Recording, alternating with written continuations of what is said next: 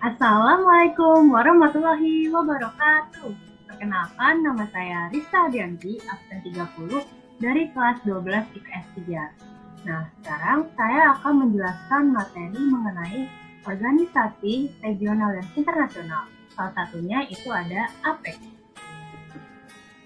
Apa itu APEC? APEC merupakan kepanjangan dari Asian Pacific Economic Cooperation, di mana merupakan sebuah organisasi kerjasama ekonomi regional yang ada pada kawasan Asia Pasifik. APEC didirikan pada November 1989 di Canberra, Australia oleh Bob Hawke. APEC memiliki kantor pusatnya di Singapura yang diketuai oleh Muhyiddin Yassin.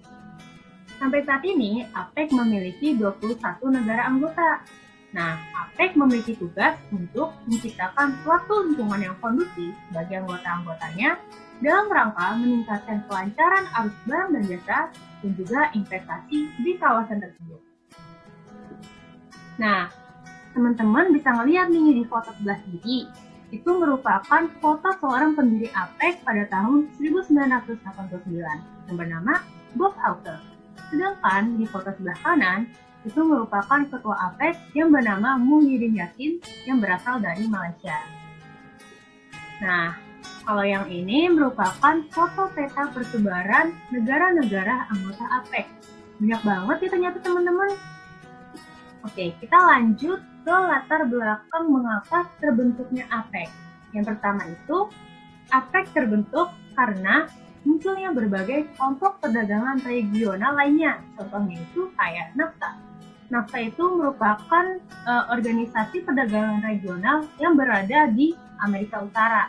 Makanya, agar tidak kalah bersaing, kawasan Asia Pasifik juga membentuk organisasi perdagangan regional sendiri. Lalu yang kedua, adanya dinamika proses globalisasi. Oleh karena itu, negara-negara di kawasan ini dituntut untuk melakukan berbagai penyesuaian. Nah, yang ketiga, perubahan ini kemudian mendorong perekonomian negara di kawasan Asia Pasifik menjadi saling bergantung atau interdependensi.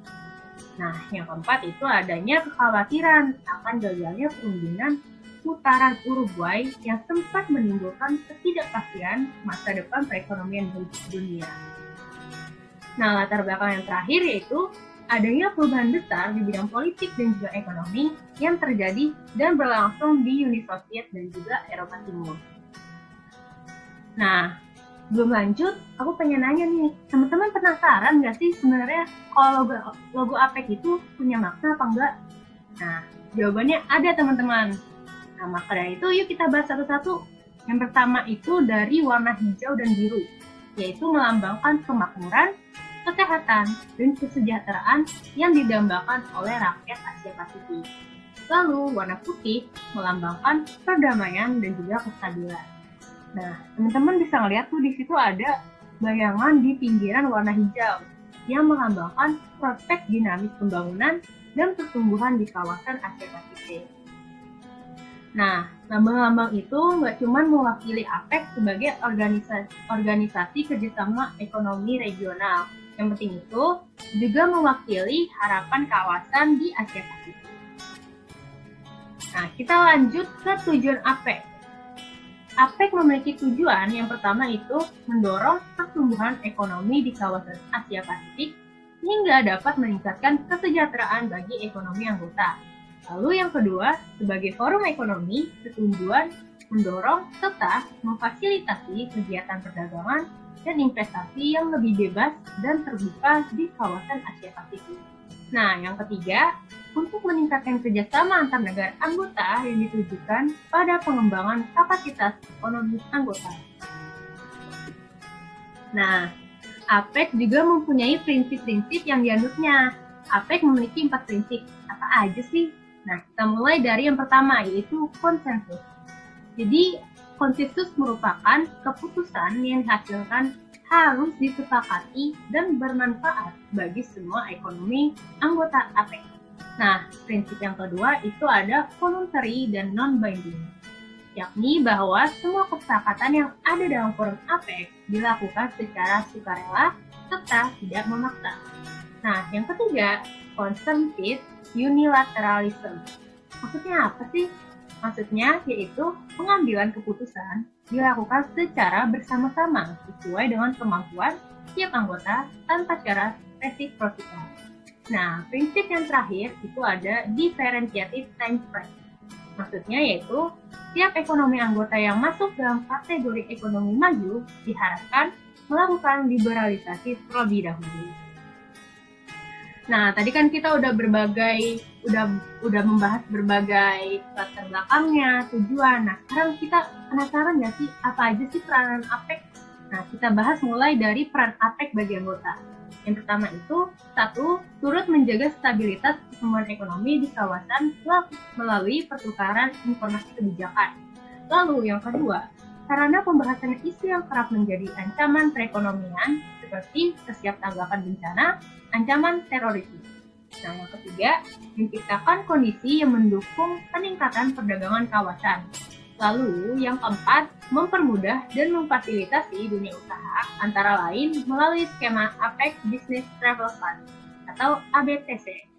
Nah, yang terakhir yaitu mendorong paradigma pertumbuhan yang berkualitas melalui 5 growth strategy. Apa aja tuh? Balance, inclusive, sustainable, innovative, dan secure. Nah, kalau tadi peranan APEC bagi anggota, sekarang peranan APEC bagi Indonesia. Nah, yang pertama itu sarana untuk membangun kepercayaan dan hubungan yang saling menguntungkan. Yang kedua, sarana untuk meningkatkan kapasitas dan daya saing Indonesia.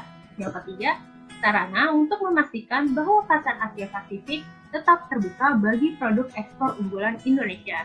Nah, yang keempat yaitu terjadi peningkatan total perdagangan Indonesia dengan ekonomi APEC lainnya.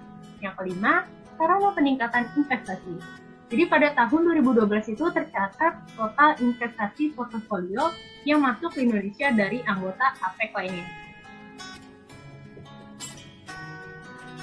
Nah, ini merupakan foto-foto yang membuktikan bahwa APEC pernah menyelenggarakan KTT ke-6 di Indonesia, lebih tepatnya yaitu di Bogor, di mana KTT tersebut menghasilkan suatu kesepakatan yaitu berupa Deklarasi Bogor. Apa sih isi dari Deklarasi Bogor itu? Deklarasi Bogor berisi tentang penetapan kawasan APEC sebagai kawasan perdagangan serta investasi bebas dan terbuka yang berlaku pada 2020. Nah, APEC berusaha untuk mencapai Bogor Goals atau Deklarasi Bogor itu dengan cara melakukan kegiatan yang didasari oleh 3 pilar. Apa aja sih 3 pilar itu? Nah, 3 pilar itu yang pertama berisi tentang perdagangan dan investasi yang lebih terbuka. Yang kedua, fasilitas perdagangan dan investasi. Lalu yang ketiga, kerjasama ekonomi dan teknik atau ekotek. Nah, selain KTT ke-6 pernah diselenggarakan di Bogor, Indonesia, APEC juga pernah melaksanakan pertemuannya di Bali pada tahun 2013, lebih tepatnya pada tanggal 6 sampai 8 Oktober 2013. Nah, terlihat di situ Presiden Susilo Bambang Yudhoyono sedang membacakan pidatonya. Nah, maka dari itu selesai sudahlah penjelasan materi kali ini. Semoga bermanfaat. Sekian, terima kasih. Assalamualaikum warahmatullahi wabarakatuh.